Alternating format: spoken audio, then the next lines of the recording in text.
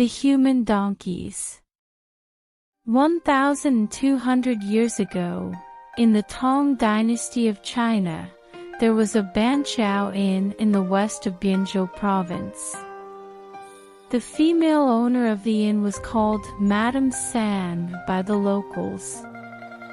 She was probably in her 30s, lived alone, had no children, and had no relatives.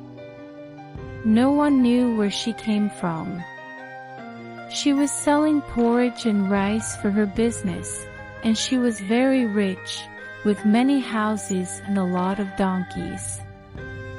She also sold these donkeys to travelers. There were public and private vehicles passing by, and if there are people who can't reach their destination on the same day, she always reduced the prices for them. People praise her for her kindness and good management, so more and more travelers from far and near come to her inn for food and lodging. Once, a traveler from Suzhou named Xiao Jihe, who was going to the eastern capital Luoyang, passed by and planned to stay overnight there. Before him, there were 6 or 7 guests, already occupying all the convenient beds. Zhao came later and had to sleep in the innermost bed. The bed was against the wall, and next door was the female owner's room. On that day, Madame San treated these guests with great hospitality and even came to toast them during dinner, enjoying drinks with all the guests. Although Zhao never drank alcohol, he also chatted and laughed with them. At 11 o'clock in the evening, the guests were all drunk and went to sleep. Madame San returned to her room, closed the door, and blew out the candle. After a while, everyone fell asleep. Only Zhao couldn't fall asleep after tossing and turning.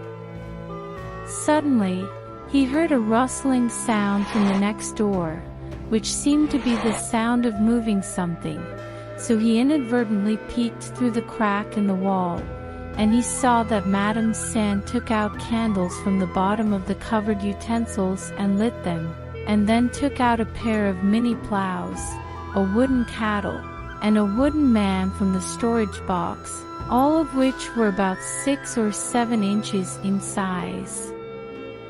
Madame San put them in front of the stove and sprayed them with a mouthful of water. Suddenly, the wooden man and the wood cattle began to walk. The little man led the cattle and pulled the plow, and began to plow the field in front of the bed, going back and forth several times. Madame San took out a bag of buckwheat seeds from the box and let the little man plant it on the ground. After a while, the buckwheat blossomed and matured. Madame San asked the little man to harvest and separate the grains and got several bags of buckwheat. Then she put on a mini grindstone and asked the little man to grind the buckwheat into flour. After all of this was done, Madame San put the wooden man and cattle back in the box, and she made some clay oven rolls with the flour. Soon after, when the roosters crowed early in the morning, all the guests were about to set off. Madame San got up first, lit the lamp, and put the newly made clay oven rolls on the table for the guests to eat as breakfast. Zhao did not eat in doubt and fear. He opened the door and left, and then squatted outside the window to peek. He saw the guests around the table eating the clay oven rolls. Before they could finish eating the clay oven rolls, all of them suddenly fell to the ground at the same time, making the bray of donkeys, and soon they all turned into donkeys. After Madame San drove all of them to the stable, she took all their belongings as her own. Zhao didn't tell anyone about it because he was afraid that someone would learn this kind of spell in private. After more than 1 month, Zhao returned from Luoyang, and before he arrived at the Banqiao Inn, he prepared some clay oven rolls in advance, the same size as those made by Madame San. When he came to the inn to stay again, Madame San was as enthusiastic and happy as before. There were no other guests that night, and Madame San treated him more warmly. In the middle night, Madame San courted him and asked, "Do you need anything else?"